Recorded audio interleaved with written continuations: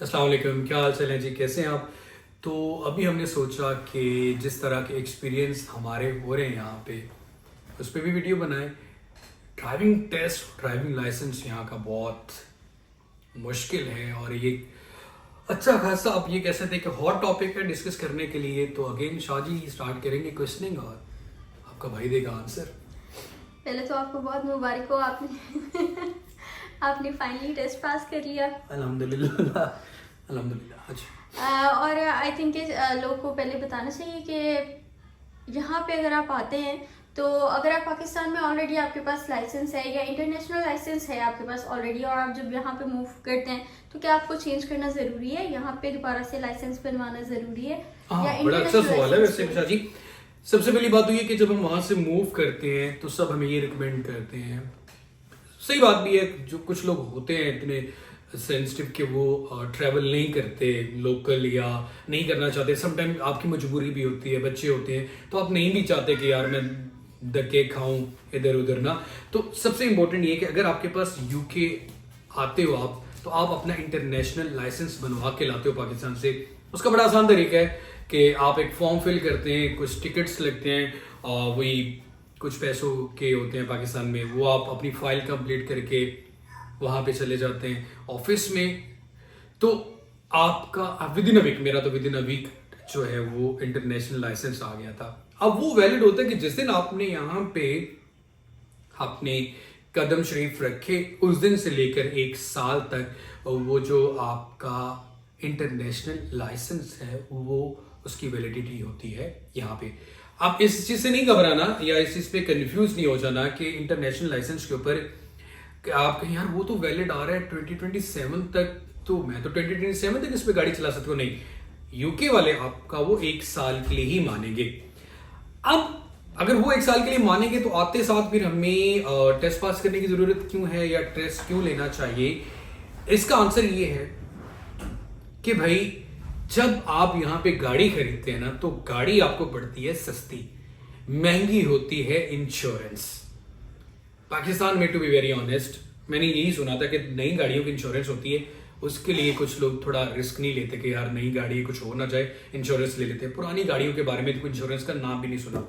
तो आप without insurance, सबसे पहली बात तो ये है विदाउट इंश्योरेंस और विदाउट ड्राइविंग लाइसेंस यहां पे अगर आप पकड़े जाते हैं गाड़ी ड्राइव करते हुए तो कोई रेंज लिमिट नहीं है फाइन की।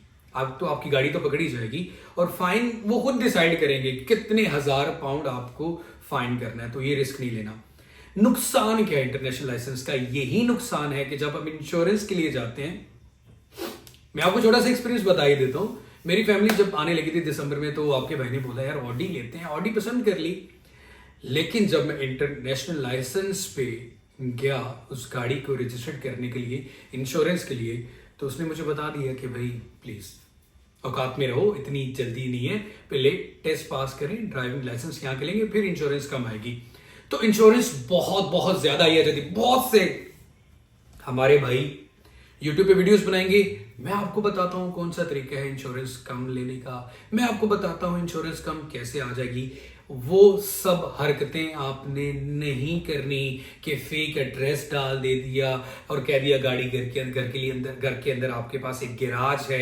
ये हरकतें करोगे तो आने वाले वक्त में बड़ी परेशानी का सामना करना पड़ेगा। तो ऐसा नहीं, इसलिए जरूरी है। सही। तो यहाँ पे आके हम लोगों को सबसे पहले लाइसेंस जरूर उसके लिए अप्लाई करना चाहिए। तो उसकी फी क्या होगी, लाइक उसके लिए कैसे सबसे आप पहले अप्लाई करेंगे?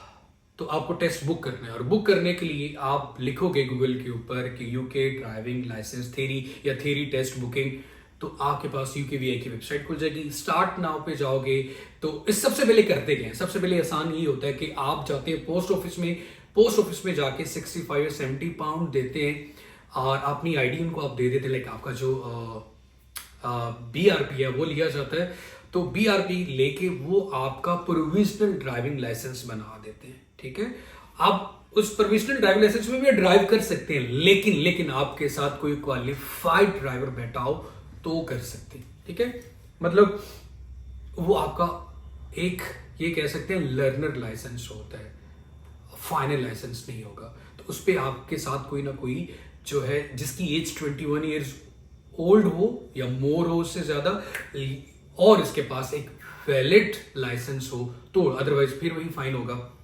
इसके लिए जाएंगे, आप अपनी डिटेल्स ऐड करेंगे जिसमें आपका नाम आ जाता है, आपके प्रोविजनल ड्राइविंग लाइसेंस का नंबर आ जाता है, आपकी डेट ऑफ बर्थ आएगी, ईमेल अकाउंट आएगा, और 23 पाउंड आप अपनी फीस देंगे, बुकिंग करेंगे। बुकिंग में थोड़ा इशू आता है कि आपको अपनी मर्जी की डेट नहीं मिलती, तो आसान आपका भाई बता देता है कि करना क्या होता है कि आपको जो डेट अवेलेबल है आप उस पर टेस्ट बुक करें, और 1-2 दिन के बाद दोबारा ओपन करें, रीस्केड्यूल में जाएं तो आपको अपनी मर्जी की डेट्स भी मिल जाती हैं। बहुत से लोग टेस्ट मिस कर देते हैं तो स्लॉट्स आ जाती हैं।